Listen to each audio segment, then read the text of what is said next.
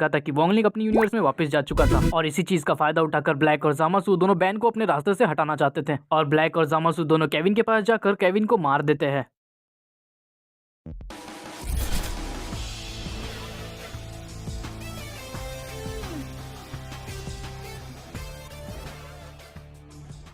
और केविन को मारने के बाद ब्लैक कहता है कि केविन को जितना मारना आसान था, काश उतना ही आसान बेन टेनिसन को मारना भी होता। और इस पर जामासू कहता है कि फिक्र मत करो, मेरे पास उसके लिए भी एक प्लान है। और तभी ब्लैक पूछता है कि आखिर तुम्हारे पास ऐसा कौन सा प्लान है? हमने इसे मार तो दिया, अब इसकी वजह से बेन गुस्सा होगा और हमसे लड़ने आएगा और हम उसे मार देंगे।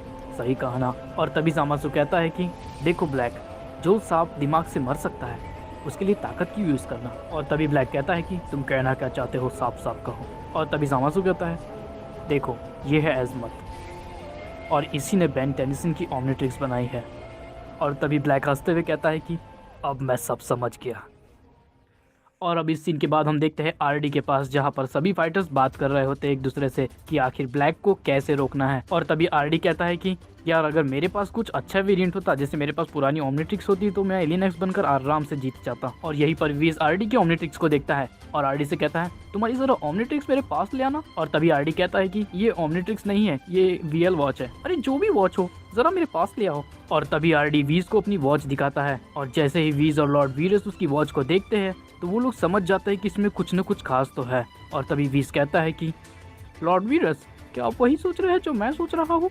हाँ, मुझे भी यही लग रहा है।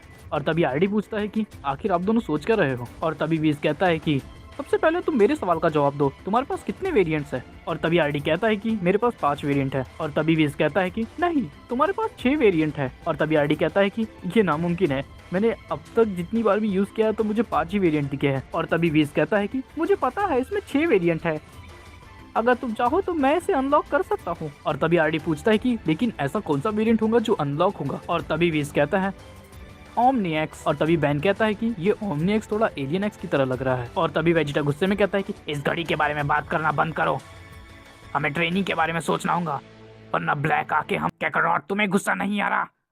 उसने तुम्हारे बेटे की छाती चीर दी थी। और तभी गोकू कहता है कि अभी गुहान ठीक है, तो मुझे उसकी ज्यादा चिंता नहीं है, वो आराम करे तो ही बेहतर है। और तभी वीज कहता है कि अच्छा, तुम्हें अगर ट्रेनिंग ही करनी है तो मैं लॉर्ड रायमस से बात कर सकता हूँ। और ये सुनकर वेजिटा और गोकू दोनों साथ में कहते हैं क्या सच में? और तभी वीज कहता है कि तुम लोग यही रुकना, मैं लॉर्ड रायमस से बात करके आता हूँ, अगर वो मानते हैं तो वो तुम्हें ट्रेनिंग दे सकते हैं और क्या पता फिर तुम ब्लैक से भी ज्यादा पावरफुल हो जाओ। वैसे ये आइडिया मेरे दिमाग में पहले क्यों नहीं आया? और फिर वीज लॉर्ड रायमस के पास चला जाता है। और इस सीन के बाद हम देखते हैं एज़मत को, जहाँ पर वो अपने प्लेनेट के लोगों की कुछ मदद कर रहा होता है। लेकिन तभी वहाँ पर आते हैं ब्लैक और जामासू।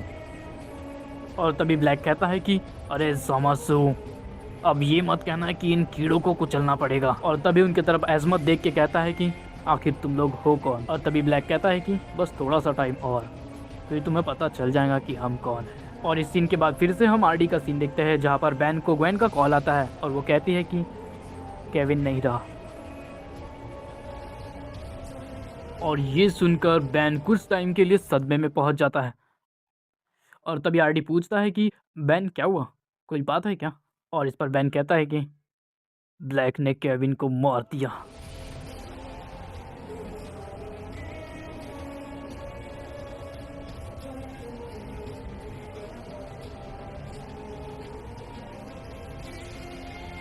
और इस पर गोकू कहता है कि फिक्र मत करो बैन, ब्लैक हमेशा से यही चाहता है कि हमारे अपने मारे जाए ताकि हमें तकलीफ हो। इस बार तो उसने सच में हद पार कर दी। और तभी साइतामा कहता है कि सच में, ये सच में इतना बुरा हो सकता है, मुझे पता नहीं था। और तभी बैन कहता है कि चाहे कुछ भी हो जाए, ब्लैक को तो मैं ही ख़त्म करूँगा।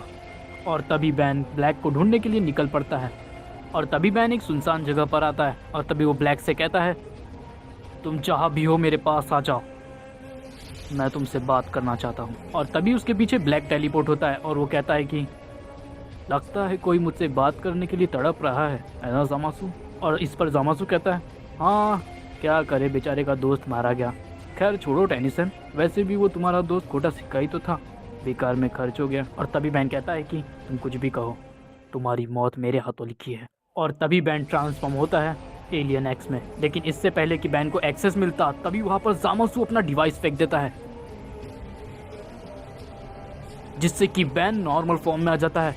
और ये दिखकर बैन को भी यकीन नहीं हो रहा था और तभी बैन गुस्से में कहता है कि ये तुमने मेरी ओमनिट्रिक्स के साथ क्या किया। और तभी ब्लैक कहता है कि अरे जामासु, वो छोटे से एलियन का नाम क्या था। और जामासु कहता है कि एज़मथ। और तभी जामासु बैन को छू लेता है जिससे बैन गायब हो जाता है। और इस पर जामासु कहता है कि जाओ टेनिसन, उस पिद्दी एलियन से पूछो।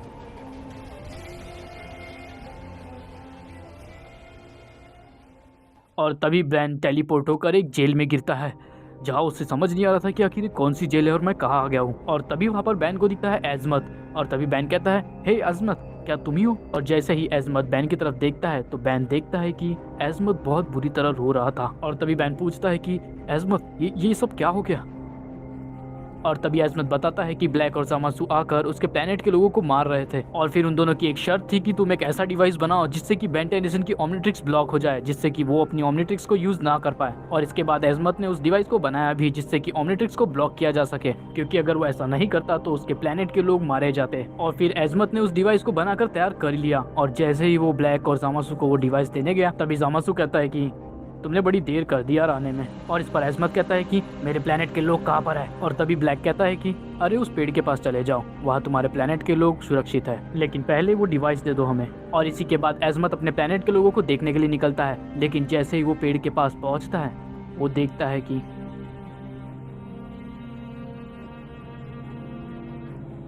एज़मथ के प्लेनेट के लोग पेड़ की पत्तियों की जगह लटके हुए थे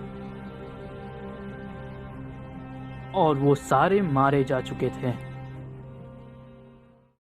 हे, आई होप तुम्हें सेकंड पार्ट पसंद आया होगा। अगर तुम्हें पसंद आया है तो चैनल को सब्सक्राइब करना मत भूलना और इस वीडियो को जितना शेयर कर सकते हो अपने दोस्तों के साथ उसे शेयर करना भी मत भूलना। और अगर तुमने मुझे इंस्टाग्राम पर फॉलो नहीं किया है तो फॉलो कर लो, क्योंकि तुम्हें वहाँ पे मैं अपडेट्स देता रहूंगा। तो मैं मिलता हूँ तुमसे अगली वीडियो में, मिलते हैं पार्ट 3 में।